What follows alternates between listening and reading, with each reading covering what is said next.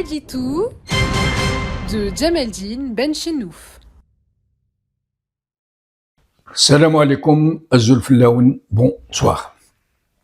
Le défilé militaire pour le 70e anniversaire du déclenchement de la guerre de libération nationale, annoncé depuis des mois comme un événement d'exception, aura finalement été une parade militaire tout à fait banale, sans autre surprise technologique de grande capacité pour les habituels observateurs et autres experts de la question militaire qui spéculaient jusqu'à hier sur d'éventuelles nouvelles acquisitions dont ils n'auraient pas eu vent.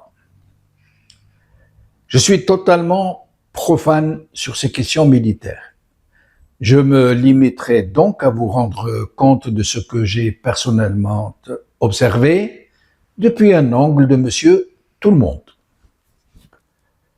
D'abord, et pour commencer par la moitié pleine du verre, force est de reconnaître un grand professionnalisme dans l'organisation de cette parade, dans sa chorégraphie d'ensemble, dans le sans faute qui a distingué son déroulé, de son début jusqu'à sa fin. Un vrai travail de pro. Ce qui est en soi très remarquable quand on connaît la médiocratie qui distingue tout le système.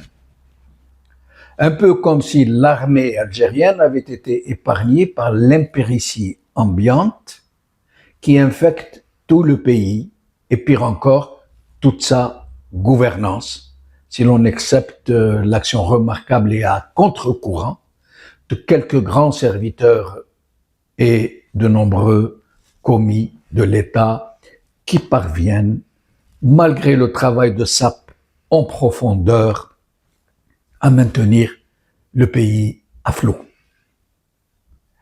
L'autre remarque, très positive aussi, même si elle reste anecdotique, est qu'on nous aura épargné, pour cette fois-ci, les habituels spectacles comiques des commandos, comme celui du fameux Hulk qui se bat la poitrine et pousse des cris de gorille, ou celui de cette commandote, si je peux dire, qui tord des barres de fer.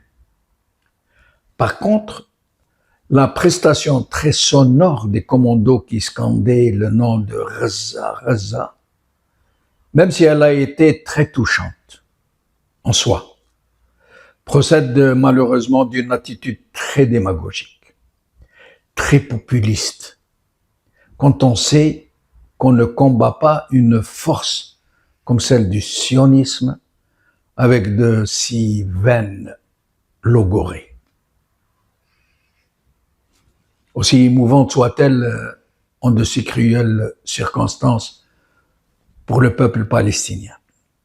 Une autre remarque que nous ne pouvons pas ne pas faire et qui a vraiment gâché ce qu'il y avait d'estimable dans ce défilé est dans la prestation du commentateur officiel de la cérémonie. Plutôt que de se concentrer dans la description technique des matériels et des équipements, le monsieur en question s'est répandu jusqu'à l'impudeur dans une langue de bois primaire qui était à la limite du mépris pour les invités officiels, mais aussi pour tout le peuple algérien, pour sa mémoire, pour ceux qui lui ont donné, qui lui ont sacrifié leur vie. Une langue de bois épaisse, verbeuse, déclamatoire, ressortie des années les plus sombres du parti unique. Un commentateur sans nuance, sans finesse, sous d'art carré, qui ne va pas par quatre chemins pour faire une harangue d'un autre âge sur l'armée ou pour lancer des menaces à peine voilées à quiconque, nous dit-il, oserait s'en prendre à l'Algérie. Ce qui aurait dû aller de soi de toutes les façons, sans qu'il n'ait à le clamer avec autant de fougue guerrière. Mais il s'est distingué bien davantage dans une profession de foi qui montre combien cette junte, ces chefs de l'armée, non pas l'armée, mais ces chefs, combien cette junte est consciente de sa véritable nature. Parce qu'on ne répète pas, on ne répète ni on ne vocifère une affirmation quelconque avec une telle exagération que lorsqu'on n'y croit pas soi-même. Or, ce commentateur a répété un nombre incalculable de fois que l'ANP est la digne héritière de l'ALN et des Chouhada.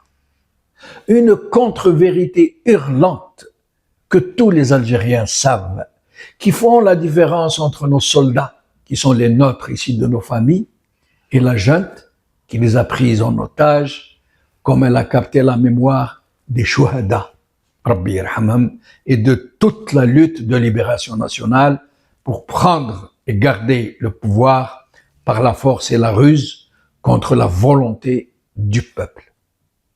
Pour ce qui est de l'évaluation technique des équipements et des matériels qui ont été présentés, et sans pour autant que je puisse me réclamer d'une quelconque expertise, je m'en garderai bien, on nous a montré une armée qui pourrait en effet faire beaucoup de dégâts contre les voisins d'égale capacité militaire, ou une éventuelle insurrection populaire à l'intérieur du pays, comme cela s'est déjà produit dans les années 90, mais qui n'est en aucun cas cette armée à la hauteur des potentiels militaires des grandes puissances ou d'Israël.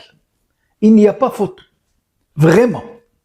Ce qu'a subi l'armée irakienne face à l'armée américaine. Rappelez-vous, cette armée irakienne dont on nous disait qu'elle était la 5e du monde, la 5e armée la plus puissante du monde, est encore dans les mémoires.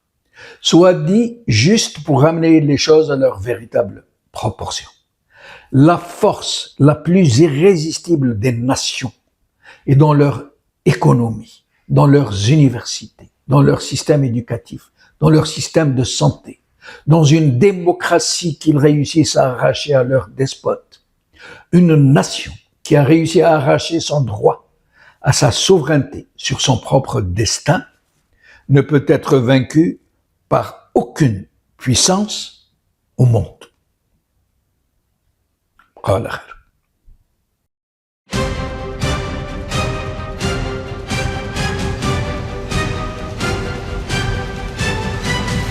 L'édito de Djemeldine Benchenouf.